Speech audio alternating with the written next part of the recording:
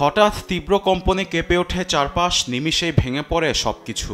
বাড়িঘর, দালানকোঠা পরিণত হয় ধ্বংসস্তূপে।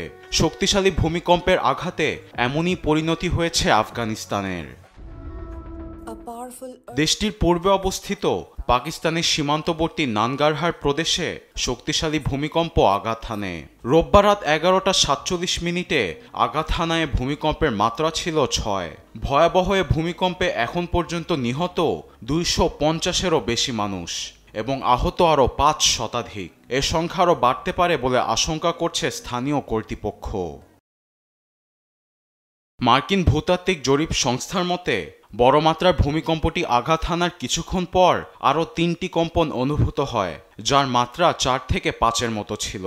তালেবান সরকার জানায়, ভূমিকম্পে ক্ষয়ক্ষতি ব্যাপক। শত শত বাড়িঘর ধ্বংস হয়ে গিয়েছে এবং ধ্বংসস্তূপে চাপা পড়ে শতাধিক আহত ও নিহতের শঙ্কা রয়েছে। এছাড়াও তালেবান সরকার আন্তর্জাতিক সহায়তা চেয়েছেন।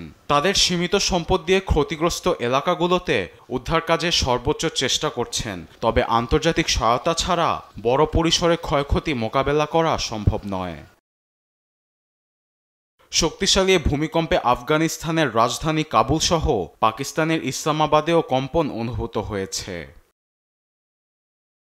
নিউজ ডেস্ক, দেশ টিভি।